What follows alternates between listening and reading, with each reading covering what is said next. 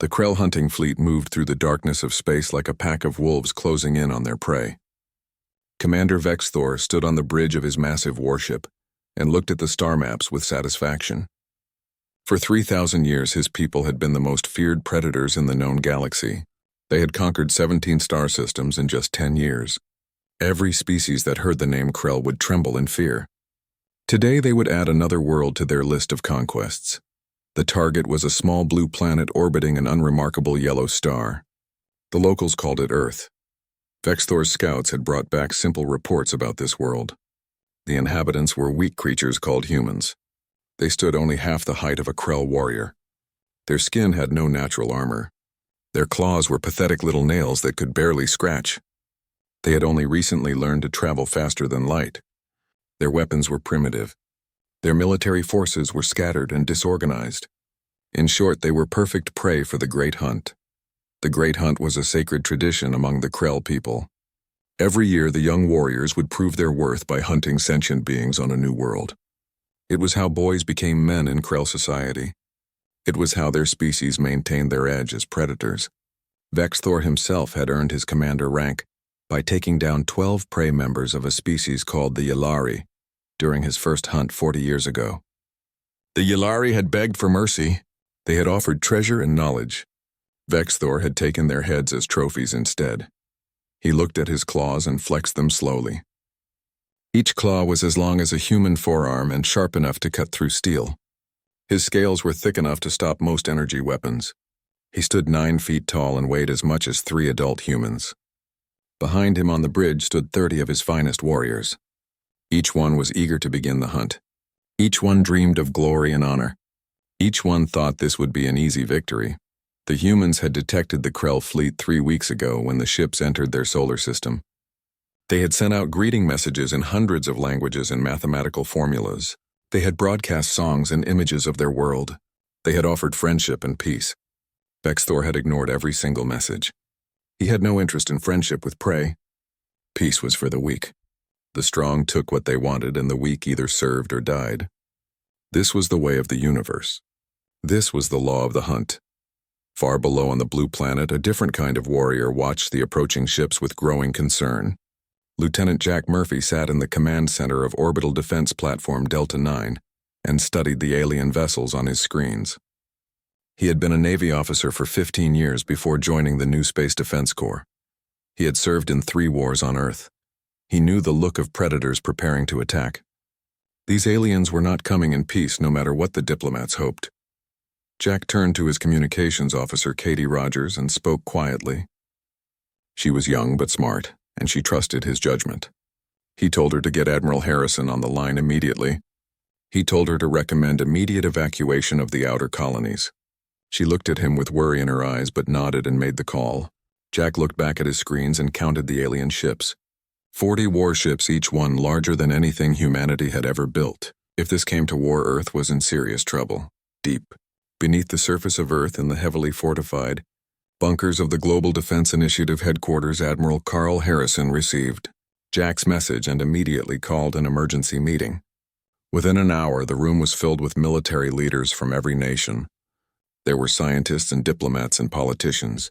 5 years ago, such a meeting would have been impossible. Humans had spent thousands of years fighting each other over territory and resources and beliefs. But the discovery of faster-than-light travel had changed everything. Humanity had finally united under one banner when they realized they were not alone in the universe. A scientist named Lisa Chen stood at the front of the room and explained what they knew about the Krell. She showed holographic images of the aliens taken by long-range scanners. She described their biology and their history. Every civilization the Krell had encountered had been destroyed or enslaved. They were apex predators who had never met another species strong enough to challenge them. They saw other intelligent beings as either prey or slaves. They had no concept of peace between equals because they had never met equals. Ambassador Paul Martinez stood up and argued for negotiation. He said they should offer the aliens resources and technology. He said they should try to find common ground. He said war would be suicide against such a superior force. Admiral Harrison listened politely and then shook his head. He pointed out that the Krell had ignored 47 attempts at communication. He said predators who wanted to talk would have responded by now. These aliens were positioning for an attack, and humanity needed to prepare for war. A young officer named Nina Blake stepped forward and offered a different perspective. She was a tactical analyst who had studied military history from ancient times to the present. She explained that Earth had certain advantages the Krell might not expect. Human soldiers trained in gravity conditions that would crush most alien species. The Krell came from a low-gravity world according to the scans. They would find Earth's pull uncomfortable. More importantly, humans had been fighting wars against each other for 10,000 years. Every nation had developed different tactics and strategies. Earth had more accumulated knowledge of warfare than most species encountered in their entire history. Admiral Harrison looked around the room at the faces of Earth's defenders. He saw fear in many eyes, but also determination. He stood up and spoke in a voice that carried to every corner of the room. He reminded them that humanity had survived ice ages and plagues and countless wars. He said that humans were survivors above all else. The Krell thought they were hunting prey, but they were about to learn a hard lesson. They were about to discover what happens when you try to hunt humans. Admiral Harrison slammed his fist on the table and declared that Earth would show these aliens that humanity did not go quietly into the dark. The meeting ended with orders going out to every military base on Earth and in the colonies. Soldiers prepared their weapons and checked their armor. Pilots climbed into fighters and bombers. Naval vessels moved into position. Civilians in the outer colonies began evacuating to fortified positions. Engineers worked around the clock to prepare defenses. Scientists rushed to analyze Krell technology and find weaknesses. Diplomats sent final messages to the alien fleet begging them to reconsider. The messages went unanswered. Commander Vexthor watched Earth grow larger on his view screens and felt satisfaction deep in his chest. Soon the hunt would begin. Soon his warriors would prove themselves against new prey. Soon another species would learn to fear the Krell. He had no doubt about victory. His people had never lost a hunt in 3,000 years. These humans would be no different than all the others. They would run and hide and die.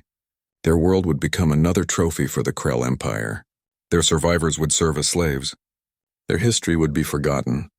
This was the way of things. This was the law of the strong. But Commander Vexthor had made a critical error in judgment. He had assumed that humans were like the other prey species his people had hunted. He had not considered that a species could be both young in space travel and ancient in the arts of war.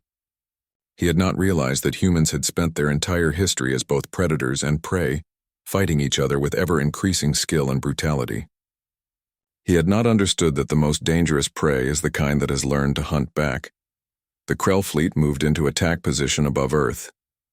The first hunting parties prepared to descend to the surface. Warriors checked their weapons and dreamed of glory. They had no idea they were about to start a war that would shake the foundations of galactic civilization. They had no idea they were about to become the prey. The attack came at dawn over the Pacific Ocean when the sun was just beginning to paint the sky with shades of orange and red. 12 Krell dropships descended through the atmosphere, like falling meteors leaving trails of fire across the morning sky. Each dropship carried 30 warriors armed with plasma weapons and razor-sharp claws. Their target was a small island colony home to 5,000 humans. Commander Vexthor had chosen this location specifically because it seemed isolated and defenseless. He expected his warriors to complete the hunt within hours and return with tales of easy victory. The Krell warriors landed on the beach and roared their challenge to the sky. It was a sound that had terrified 100 species across the galaxy. The sound echoed through the jungle and across the small human settlement. But instead of screams and panic, the Krell heard something unexpected. They heard silence. The settlement appeared empty. The warriors looked at each other in confusion. Where were the prey? Where were the weak humans who should be running in terror? Sergeant Alex Foster watched the aliens through his rifle scope from a concealed position 200 meters into the jungle. He had been stationed on this island for 6 months training Marines in jungle warfare. When the evacuation order came 3 weeks ago, he had volunteered to stay behind with 200 of his best soldiers. They had spent those weeks turning the island into a death trap. Every tree, every path, every building had been rigged with surprises for the invading force. Alex had fought in wars across Earth. He knew how to make an enemy pay for every step forward. He watched the Krell warriors spread out and begin moving toward the settlement. They were big and strong, and their scales looked thick enough to stop most weapons. But they moved in predictable patterns. They bunched together like they had never faced an enemy who could hurt them. They made noise instead of moving quietly. They were arrogant. Alex had seen arrogance before in soldiers who had won too many easy victories. Arrogance got soldiers killed. Alex spoke quietly into his radio, giving orders to his squad leaders. The Marines were positioned in a wide semicircle around the beach. They had prepared multiple fallback positions with overlapping fields of fire. They had claymore mines and pit traps and deadfall logs suspended in the trees. They had spent 3 weeks studying every piece of Krell technology the orbital scanners could capture. They knew the alien armor was strong against energy weapons, but nobody had tested it against good old-fashioned bullets and explosives. The Krell hunting party moved deeper into the jungle, following what looked like a trail toward the settlement. Their leader was a warrior named Krell, who had completed 5 successful hunts. He was confident and eager. He wanted to be the first to take a human trophy. He pushed his warriors forward faster. They were so focused on the settlement ahead that they did not notice the thin wires stretched across the path at ankle height. They did not see the shaped charges hidden in the trees above them. They did not realize they were walking into an ambush. Alex watched the lead Krell warrior step over the trigger wire and counted silently. He waited until 20 of the 30 aliens were in the kill zone. Then he pressed the detonator. The jungle erupted in fire and thunder. Explosives hidden in the trees detonated simultaneously. Tons of logs and rocks came crashing down on the Krell warriors. The shaped charges fired steel ball bearings in every direction like massive shotgun blasts. The sound was deafening. When the dust settled, 8 Krell lay dead or dying on the jungle floor. Their armor had protected them from some of the shrapnel, but the falling debris had crushed several, and the concentrated explosions had found weak points in their scales. The surviving warriors roared in fury and pain. They had never experienced an ambush before. They had never fought prey that set traps. For the first time in Krell history, their warriors felt something they did not recognize at first. They felt fear. Alex did not give them time to recover. He shouted the command to open fire. 200 Marines squeezed their triggers simultaneously. Armor-piercing rounds designed to penetrate tank armor slammed into Krell warriors from 3 directions. The alien scales could stop energy weapons, but they had never been tested against high-velocity metal projectiles. The rounds punched through, finding the gaps between plates and the softer tissue underneath. 3 more Krell went down in the first volley. The others tried to charge toward the source of fire, but ran into more surprises. Pit traps opened beneath their feet. Claymore mines detonated, sending more steel fragments into their ranks. Tripwires triggered shotgun shells mounted in trees. The jungle itself seemed to be fighting against them. The remaining Krell warriors, who had been so confident just minutes ago, found themselves in a nightmare where every step brought new danger. Krell screamed orders to his warriors to fall back to the beach, but the Marines had planned for that too. Alex's second squad had moved into position behind the Krell, cutting off their retreat. The aliens were trapped in a box of gunfire. They tried to use their plasma weapons, but the Marines were firing from concealed positions and moving constantly. Every time a Krell aimed at a muzzle flash, the Marine had already moved to a new position. The battle lasted 20 minutes. When it ended, only 5 Krell warriors remained alive, and they were wounded and running toward their dropship. Alex ordered his Marines to let them go. He wanted survivors to report back to their commanders. He wanted the Krell to know that humans were not prey. He wanted them to know that coming to Earth had been a terrible mistake. On the other 11 landing sites, similar scenes played out. Every Krell hunting party found prepared defenders waiting for them. Some were army units that had set up in urban environments, turning buildings into fortresses. Others were special forces teams that used hit-and-run tactics. A few were civilian militias armed with hunting rifles and homemade explosives. Everywhere the Krell landed, they found humans who refused to run and who knew how to fight. Commander Vexthor watched the reports come in from orbit and could not believe what he was seeing. His warriors were being slaughtered by primitive beings using chemical propellant weapons and basic explosives. It was impossible. It was unthinkable. The Krell had conquered 17 star systems. They had destroyed species far more advanced than these humans. How were they losing? His second-in-command, Vexnar, stood beside him, looking at the battlefields with shock. The warrior asked how this was possible. These humans barely had space travel. Their weapons were crude. Their armor was weak. Yet they were killing Krell warriors with efficiency. that suggested centuries of experience. Vexnar wondered if perhaps the intelligence reports had been wrong about this species. Vexthor studied the tactical displays more carefully. He watched how the humans moved and fought. They used terrain brilliantly. They coordinated their attacks with precision. They set traps that showed deep understanding of military tactics. They showed no fear even when facing warriors twice their size. Most importantly, they fought like they had been born for war. Every movement, every shot, every explosive was placed with purpose and skill. The commander felt something he had not experienced in decades. He felt doubt. He pulled up the human database and began reading about Earth's history. What he found shocked him to his core. These humans had been fighting wars against each other for their entire recorded history. They had developed thousands of different weapons over millennia. They had refined tactics through countless conflicts. They had military academies that were thousands of years old. They had books and films and games all dedicated to the art of war. Vexthor realized his terrible mistake. He had judged the humans by their technology level and assumed they were primitive. But warfare was not about technology alone. It was about tactics and strategy and the will to fight. The humans had all three in abundance. They were young in space travel but ancient in the ways of combat. They were not prey at all. They were predators just like the Krell, but they had been sharpening their skills against each other while the Krell had been hunting easy targets. The commander made a decision that went against every tradition of his people. He ordered all hunting parties to return to their ships immediately. He commanded the fleet to pull back to high orbit. His warriors protested. They wanted revenge for their fallen brothers. They wanted to prove themselves. But Vexthor knew that pride would get them all killed. These humans had drawn first blood and sent a clear message. Earth would not be an easy conquest. It would be a war, and the Krell were not prepared for real war. As the Krell dropships fled back to orbit, Alex Foster stood on the beach and watched them go.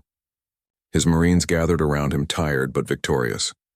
They had lost 12 soldiers in the fighting and 30 more were wounded. But they had killed or wounded 200 Krell warriors. The enemy had retreated. Humanity had won the first battle. Alex knew it would not be the last. The Krell would come back stronger and angrier. But now they would come with fear in their hearts, because they had learned that hunting humans was very different from hunting prey. Commander Vexthor stood on the bridge of his damaged flagship and made a decision that went against every instinct his species had developed over 3,000 years. He would not conduct a hunting campaign. He would wage total war. The humiliation of the first battle burned in his chest like acid. His warriors had been defeated by prey. The shame was unbearable. He sent orders to every ship in the fleet. No more hunting parties. No more honor duels. They would destroy the human world from orbit and turn their cities to ash. The Krell fleet of 40 warships moved into bombardment position high above Earth. But humanity had not been idle during the week since the first battle. Every nation on Earth had contributed everything they had to the war effort. Factories that once made cars now built weapons. Shipyards that built ocean vessels now constructed warships in orbit. Scientists who had been working on peaceful research turned their knowledge to military applications. Admiral Harrison coordinated the largest construction effort in human history. They had built 12 warships in just 7 days using prefabricated sections and round-the-clock work crews. The ships were ugly and rough, but they were armed and they were ready. Captain Ryan Chen stood on the bridge of the Earth defense ship Valiant and looked at his crew with pride. Most of them had been civilian astronauts or cargo haulers a month ago. Now they were warriors preparing to face an enemy that had conquered star systems. Ryan himself had been a commercial pilot before the Krell arrived. He had flown tourists to the moon and back. Now he commanded a warship bristling with nuclear missiles and railguns. His hands were sweaty and his heart pounded, but his voice was steady when he gave orders. The navigation officer Sophie Turner called out that the Krell fleet was entering weapons range. Ryan ordered the first wave of missiles to launch. All 12 human ships scattered in different directions like a school of fish evading a shark. The Krell expected them to either stand and fight in a formation or to flee the system entirely. The humans did neither. Instead, they used every piece of debris in orbit as cover. They hid behind old satellites and space stations. They used the moon's gravity to slingshot around and attack from unexpected angles. They fought like guerrillas in space, refusing to present a unified target. The Krell had superior shields and more powerful weapons, but they had never developed tactics for fighting an enemy that refused to follow the rules of honorable combat. Their military doctrine had been refined through 3,000 years of fighting enemies who stood and fought or ran away. The humans did neither. They struck and retreated. They ambushed from behind debris fields. They used the planet's own orbital defenses as part of their battle plan. It was chaos and confusion, and the Krell had no counter for it. Nuclear missiles detonated around Krell warships, creating electromagnetic pulses that disrupted their shield generators. The aliens had never encountered nuclear weapons before. Most civilized species considered them too primitive and dangerous. But humanity had been building nuclear weapons for almost 200 years and had learned to use them effectively. When the shields flickered and died, railgun slugs would punch through the armor. The human warships were slower and weaker, but they fought with coordination that suggested decades of training. Vexthor watched 3 of his warships explode in the first 30 minutes of battle. He screamed orders to his fleet to tighten formation and focus fire. But every time his ships moved to target a human vessel, that vessel would dart behind cover, or another human ship would attack from a different angle. It was like fighting shadows. The Krell were used to enemies who fought with honor and pride. These humans had neither. They fought to win and nothing else mattered. Lieutenant Jack Murphy sat in the command center of Orbital Platform Delta 9 and watched the space battle through his screens. His platform had been upgraded with every weapon Earth could mount in 7 days. The centerpiece was a massive railgun that drew power from 3 fusion reactors. It could accelerate a tungsten rod to a fraction of light speed. The weapon was experimental and dangerous. The first test firing had nearly torn the platform apart, but Jack had volunteered to fire it anyway because Earth needed every advantage. He tracked the Krell flagship as it tried to maneuver into bombardment position. The massive alien warship was easily 10 times the size of any human vessel. Its weapons could crack a planet's crust. Its shields had withstood everything Earth threw at it so far. But Jack had been studying its movements for an hour and noticed something. Every few minutes, the flagship would rotate to protect its damaged port side. That meant its engines were exposed on the starboard side for just a few seconds during each rotation. Jack waited for the right moment with sweat running down his face. His crew watched in silence. Everyone on the platform knew that firing the railgun might destroy them along with the target. The weapon drew so much power that the entire station would go dark. If they missed, they would be defenseless. But if they did not take this shot, the Krell would start bombarding Earth and millions would die. The flagship began its rotation. Jack counted down in his head, waiting for the exact moment when the engines were exposed. He gave the order to fire. The railgun discharged with a flash of light so bright it could be seen from Earth's surface. Every light on the platform went dark. Every system shut down. For 3 seconds they were blind and helpless, floating in space. Then the screens came back online, running on emergency power. Jack saw the tungsten rod strike the Krell flagship's engines. The kinetic energy was equivalent to a small nuclear explosion. The entire rear section of the massive warship crumpled like paper. Secondary explosions rippled through the hull. The flagship went dark and began tumbling through space out of control. Jack's crew erupted in cheers, but he silenced them quickly. The battle was not over yet.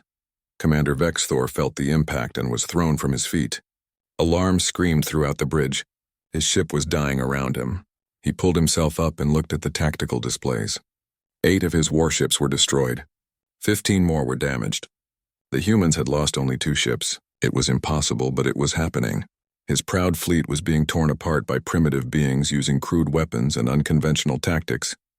His surviving officers looked at him, waiting for orders. Vexthor felt rage and shame warring in his chest. Every instinct screamed at him to keep fighting, to die with honor rather than retreat in disgrace. But beneath the rage, a cold, logical part of his mind was calculating odds. If they stayed, they would lose more ships. The humans fought like demons possessed. They showed no fear and no mercy. They used every advantage, no matter how small. They were willing to sacrifice themselves to destroy enemy vessels. Vexthor realized something that would haunt him for the rest of his life. The Krell were not the apex predators of the galaxy. They had been winning for so long because they had never faced a true challenge. They had been hunting prey while somewhere in a forgotten corner of space the humans had been hunting each other. Earth had been a training ground for warriors who knew nothing but conflict. These humans had refined warfare to an art form, while the Krell had grown soft with easy victories. He gave the order that no Krell commander had given in 3,000 years. He ordered the fleet to retreat. His officers stared at him in shock. Some protested, some accused him of cowardice, but Vexthor roared them into silence. He was still commander and they would obey. The remaining Krell warships turned and began accelerating away from Earth. They left their dead behind. They left their pride behind. They retreated in disgrace. On Earth, people watched the alien fleet flee and erupted in celebration. Cities that had been preparing for bombardment suddenly filled with cheering crowds. Soldiers embraced each other. Strangers hugged in the streets. Humanity had faced extinction and survived. They had fought the most feared predators in the galaxy and won. It seemed impossible, but it had happened. Admiral Harrison watched the celebrations from his command center, but his face remained serious. He knew this was not over. The Krell would report back to their empire. Other species would hear about the battle. Earth had announced itself to the galaxy in the most violent way possible. Some species would see them as potential allies. Others would see them as threats. The future was uncertain, but one thing was clear. Humanity could no longer hide on their little blue planet. They were part of the galactic community now, whether they wanted to be or not. Captain Ryan Chen guided his damaged ship back toward Earth orbit and looked at his exhausted crew. They had done the impossible. They had faced an enemy with superior technology and won through cunning and courage. He thought about all the wars humanity had fought throughout history, all the suffering and death and destruction. For the first time, he wondered if maybe all that conflict had served a purpose. Maybe humanity's violent past had prepared them for a violent galaxy. Maybe they were survivors because they had learned to survive against the most dangerous enemy of all, which was themselves. The news of the Krell defeat spread through the galaxy like wildfire, jumping from star system to star system, carried by traitors and diplomats and spies. The reaction was shock and disbelief. The Krell had been the apex predators for 3,000 years. They had crushed civilizations far older and more advanced than the humans. Yet this young species that had barely left their homeworld had beaten them in open combat. Every species in known space wanted to know how this was possible and what it meant for the balance of power in the galaxy. The Galactic Council convened an emergency session 2 weeks after the battle. The council met on a massive space station called Nexus Prime that orbited a neutron star at the center of explored space. Representatives from 73 different species gathered in the Great Assembly Hall. Some were humanoid. Others were insectoid or crystalline or gaseous beings contained in specialized suits. They all had one thing in common, which was fear of what the humans represented. Ambassador Paul Martinez stood before the assembled aliens as the first human to address the Galactic Council. He was a career diplomat who had spent 30 years negotiating peace treaties between Earth nations. Now he represented his entire species to a galaxy that viewed them with suspicion and fear. He wore a simple dark suit and carried no weapons. His only protection was his words and his wit. He looked at the sea of alien faces and began to speak. He greeted the council with respect and explained that Earth came in peace. He said humanity wanted to establish diplomatic relations and trade agreements with all civilized species. He emphasized that humans had only fought the Krell in self-defense. His words were translated into dozens of languages by AI systems, but he could see skepticism on many faces. A delegate from the Vexnari who looked like living crystals that chimed when they moved interrupted him with a question that cut to the heart of the matter. The Vexnari asked how a primitive species had defeated the Krell. The word primitive was translated with a tone that suggested contempt. Paul took a breath and decided that honesty was better than diplomacy. He explained that humans were not primitive. They were young. There was a difference. A child could be dangerous even if they were small. Humanity was young in space travel, but ancient in other ways. He brought up holographic displays that showed Earth's history, and the images told a story that shocked the council into silence. The holograms showed 10,000 years of human warfare. Ancient armies clashing with bronze swords, medieval knights in armor, gunpowder weapons. World wars fought with millions of soldiers, nuclear weapons. The images showed humans fighting humans across every terrain and climate. Jungle warfare and desert combat and urban battles, naval warfare and air combat and eventually space battles. The display showed weapons development that never stopped, tactics that evolved through countless conflicts, military academies that were thousands of years old, strategic thinking refined through millennia of competition. Paul explained that humanity had been at war with itself for its entire recorded history. Humans had developed thousands of different martial traditions and fighting styles. Every culture on Earth had contributed something to the art of warfare. The Asian nations had given tactics of deception and patience. The European powers had refined logistics and combined arms. The American military had mastered force projection and technological integration. African warriors had perfected guerrilla tactics. Middle Eastern fighters had pioneered asymmetric warfare. All of this knowledge had been pooled when humanity united 5 years ago. A Krell representative in the chamber hissed in anger. He accused humans of fighting without honor. He said they used ambushes and traps and weapons that struck from beyond visual range. He claimed this was cowardice, not courage. Paul looked at the Krell warrior with cold eyes and responded in a voice that carried through the chamber. He said humans fought to win because honor was a luxury of those who could afford to lose. Humanity had never had that option. When you were prey, you used every advantage or you died. When the Krell came to hunt Earth, they expected to find prey. Instead, they found fellow predators who had spent thousands of years learning to kill each other efficiently. The chamber fell silent. The delegates looked at each other with expressions that ranged from fear to fascination. They had discovered something terrifying, a species that was simultaneously young and ancient. Humans were children in terms of space exploration, but they were old beyond measure in the ways of violence.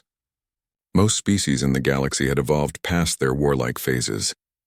They had achieved peace within their own worlds before reaching for the stars. Humanity had done the opposite. They had mastered warfare and then brought all that knowledge into space with them. A delegate from the peaceful Lumina species who resembled glowing jellyfish asked what humans intended to do now. Would they conquer their neighbors? Would they become the new threat that the Krell had been? Paul shook his head and his voice softened. He explained that humans wanted peace precisely because they knew the cost of war. Earth had seen enough death and destruction. Humanity had united not because they were naturally peaceful, but because they were tired of fighting each other. They wanted to explore and learn and trade, but they would defend themselves if threatened, and any species that tested them would regret it. Back on Earth, the recovery efforts were well underway. The Krell attack had killed 8,000 people and wounded 20,000 more. Several colonies had been damaged. Orbital platforms had been destroyed. But humanity had survived, and in surviving, they had earned respect from the galaxy. Admiral Harrison met with his senior staff to discuss the future. They gathered in a conference room deep beneath the military headquarters where walls covered with star charts showed the local region of space. Captain Ryan, Chen, who had been promoted to Commodore for his actions during the battle, pointed out that Earth needed to build more ships quickly. The Krell had retreated, but they would return eventually. Other species might see humanity as a threat or as prey. Earth's fleet of 10 surviving warships was not enough to protect their interests. They needed at least 50 ships within a year and 100 within 5 years. The industrial capacity existed if they focused all efforts on military construction. Katie Rogers, who now headed the new Xenocommunication Division, had different concerns. She explained that Earth needed intelligence about galactic politics. The Krell had not acted alone. Someone had given them information about Earth's location and defenses. There were 37 known civilizations within 50 light-years of Earth. Some were traders and explorers. Others were unknowns. Humanity needed to identify friends and enemies quickly. They needed to learn the rules of galactic society and how to navigate the complex web of alliances and rivalries. Admiral Nina Blake, who had been promoted after her tactical planning, helped win the battle, spread her hands across a 3-dimensional star map. She pointed out key systems and explained her concerns. There were 3 major power blocks in this region of space. The Krell Empire controlled 12 systems and had tributaries in 20 more. The Vexnari Collective held 8 systems and focused on trade and resource extraction. The Lumina Commonwealth protected 15 systems of peaceful species who had banded together for mutual defense. Earth sat at the intersection of all 3 spheres of influence. Any move they made would affect the balance of power. Admiral Harrison listened to each person and then stood to address the group. He acknowledged that Earth faced enormous challenges. They were one system trying to navigate a galaxy of established powers. They were militarily weak compared to empires that had been building fleets for centuries. They were politically isolated with no allies and many potential enemies. But they also had advantages. They had proven themselves in combat. They had shown that humans were not prey. They had technology that, while primitive, was effective. Most importantly, they had something that many species had lost, which was the will to fight for survival. Harrison laid out his strategy for Earth's future. First, they would build a strong defensive fleet to protect their system. Second, they would establish diplomatic relations with as many species as possible to avoid isolation. Third, they would seek out other young species and form alliances based on mutual protection. Fourth, they would never start a war but would always finish one. The goal was not conquest but survival. Not domination but respect. Humanity would take its place in the galactic community, not as conquerors or victims but as equals who demanded to be treated with dignity. Ambassador Paul Martinez returned from the Galactic Council with mixed news. The Council had granted Earth provisional membership with significant restrictions.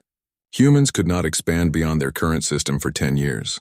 They could not sell weapons to other species. They had to accept Council observers to ensure they were not developing prohibited technologies. But they were recognized as a sovereign species with rights under galactic law.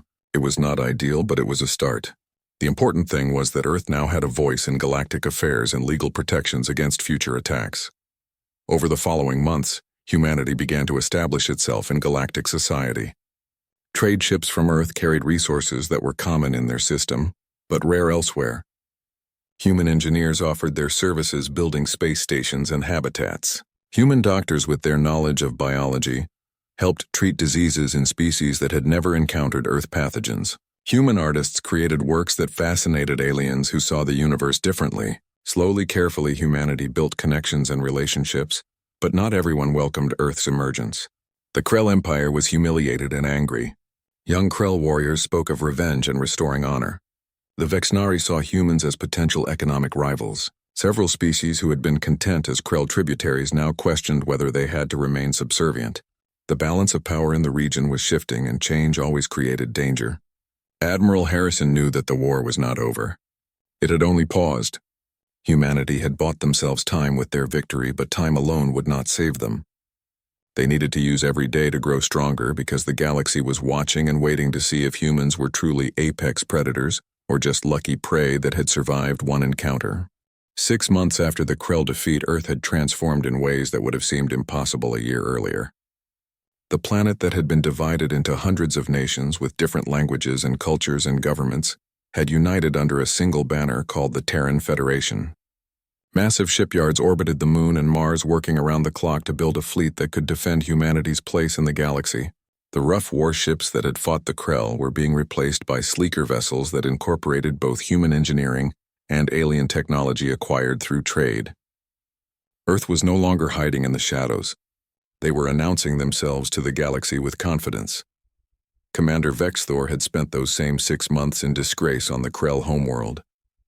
He had been stripped of his rank and his honors. His family name had been tarnished. Young warriors spat at him in the streets. The Krell High Council had debated executing him for the shame he brought upon their species. But an elder warrior named Kormal had spoken in his defense. The elder argued that Vexthor should be allowed to study the humans and learn from his defeat. Knowledge of the enemy was more valuable than one more execution. The council agreed, but gave Vexthor one chance to redeem himself. He would go to Nexus Prime and meet with the humans face to face. He would learn their ways and report back. If he failed, he would die. Vexthor arrived at the neutral space station with only 2 guards, which was a sign of respect in Krell culture. Traveling with a small group showed you did not fear attack. Admiral Harrison agreed to meet him in a secure conference room with windows that looked out at the stars. The Admiral brought Nina Blake and Alex Foster with him. The sergeant had earned a commission and promotion for his tactics during the first battle. The 3 humans looked small compared to the massive Krell warriors, but they showed no fear. The meeting began with tense silence. Vexthor studied the humans carefully, noting their posture and body language. They stood relaxed but ready, like predators at rest who could explode into action at any moment. He spoke first, using a translator device. He told them that he had underestimated their species. He had seen soft beings half the size of Krell warriors and assumed they were prey. He admitted this was a mistake. He said the humans had taught him a lesson that the Krell had forgotten over 3,000 years of easy victories. Admiral Harrison responded bluntly. He said Vexthor had not just underestimated humans. He had been arrogant. The Krell had won for so long they forgot how to fight someone who fights back. They had become lazy hunters who only knew how to chase running prey. Harrison explained that every military force in history that grew too confident eventually met defeat. Rome fell. Napoleon lost. The lesson was always the same, which was that no one stays on top forever. Vex Thor's scales rippled in what might have been amusement or anger. It was hard for humans to read Krell expressions. He asked what humans intended to do now. Would they seek revenge against the Krell? Would they try to conquer their neighbors? Would they become the new threat that his people had been? Harrison shook his head and explained that Earth wanted peace but would defend itself aggressively. Humanity had learned through painful experience that the best way to prevent war was to be too dangerous to attack. They would build a strong fleet and form alliances and make it clear that attacking Earth would cost more than any potential gain. Nina Blake added that humans understood something most species had forgotten. War was not about honor or glory. It was about survival and victory. The Krell fought for pride and tradition. Humans fought because they had to. That difference in mindset was why Earth won. They were willing to do whatever it took to protect their people. There were no rules in survival. There was only winning and losing. The Krell had learned this lesson the hard way. Alex Foster spoke up with a question that surprised everyone. He asked Vex Thor what he planned to do now. The former commander was quiet for a long moment. Then he explained that he was returning to his people to teach them what he had learned. The galaxy had changed. New predators had emerged who hunted differently. Species like humans who fought with tactics refined over thousands of years. The Krell could either adapt and learn, or they could continue down the path of arrogance until someone else defeated them even more thoroughly than the humans had. The meeting ended with a formal treaty between the Krell Empire and the Terran Federation. It was not friendship, but it was mutual respect between predators who acknowledged each other's strength. Both sides agreed not to attack each other. Both sides agreed to share information about common threats. It was a cold peace, but it was peace nonetheless. Vex Thor left the station knowing he had done what he could to save his people from their own pride. As Earth's fleet grew, other species began reaching out with offers and proposals. The Vexnari wanted to establish trade routes and offered technology in exchange for human-manufactured goods. The Lumina Commonwealth asked Earth to join their mutual defense pact. Several smaller species that had been tributaries of the Krell saw an opportunity to break free and requested human military assistance.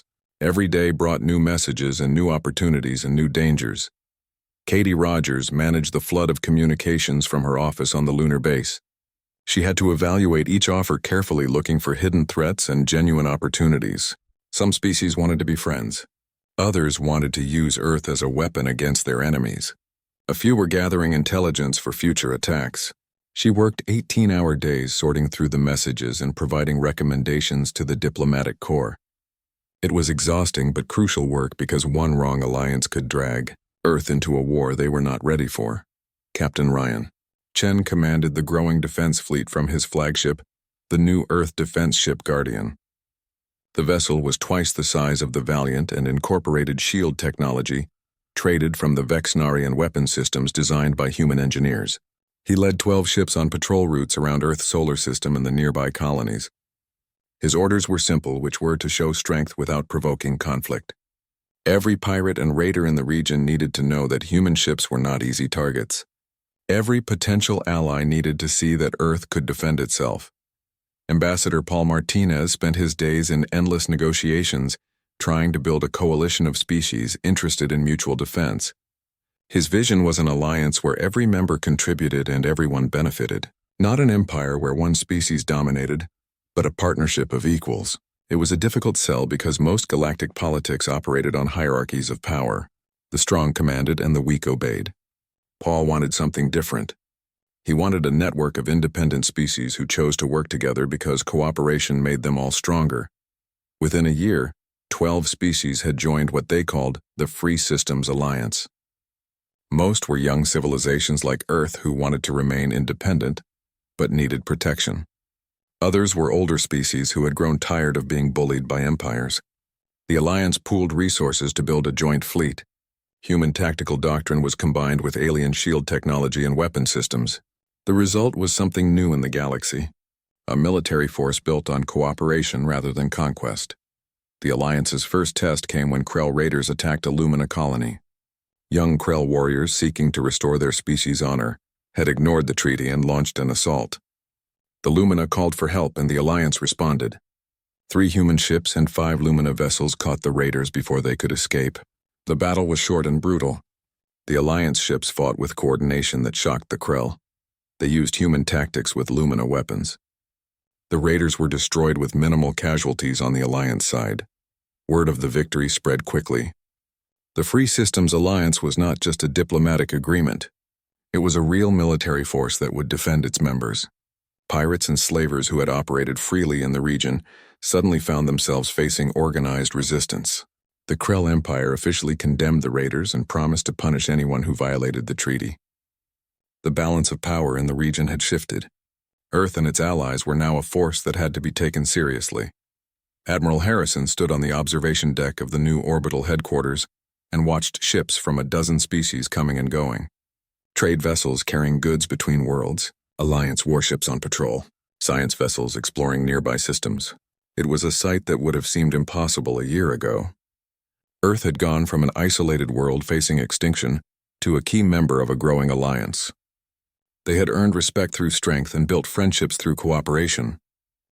Nina Blake joined him at the window and commented that they had been lucky. If the Krell had attacked with full force from the beginning, Earth might not have survived. Harrison agreed but pointed out that luck favored the prepared. Humanity had used the time they had to prepare defenses and train soldiers. When the attack came, they were ready. That preparation had made the difference between victory and extinction. On Earth, children learned about the Krell War in school. They studied the tactics that saved their world. They learned the names of heroes who had defended humanity when extinction seemed certain. But they also learned humility. The teachers emphasized that humans won through cunning and preparation, not because they were superior. The galaxy was vast and full of wonders and dangers.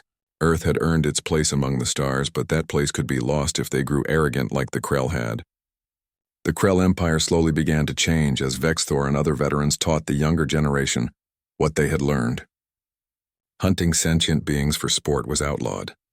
Military training focused on tactics and strategy instead of individual glory. The Empire began to trade instead of conquer. It was a slow transformation, and many traditionalists resisted, but the changes were happening. The defeated Earth had shaken the foundations of Krell culture and forced them to adapt or face irrelevance. Years passed, and the Free Systems Alliance grew stronger. New species joined, seeking the protection and prosperity that cooperation brought. Trade flourished between member worlds. Technology was shared and improved. Conflicts between members were resolved through negotiation instead of war. It was not perfect, and there were still threats from pirates and hostile empires, but the alliance endured. Admiral Harrison eventually retired and passed command to the next generation. He spent his final years teaching at the military academy, sharing the lessons he had learned. When students asked him how humanity survived when facing such overwhelming odds, he always gave the same answer. Humans survived because they refused to give up. They adapted and improvised and fought with everything they had. They understood that survival was not about being the strongest or the smartest. It was about being the most determined. The Krell were apex predators, but they had forgotten that determination beats strength when it matters most. Humanity never forgot that lesson because they had learned it fighting each other for thousands of years before they ever faced an alien threat. That hard-earned wisdom had saved them when it counted, and it would serve them well as they continued their journey among the stars.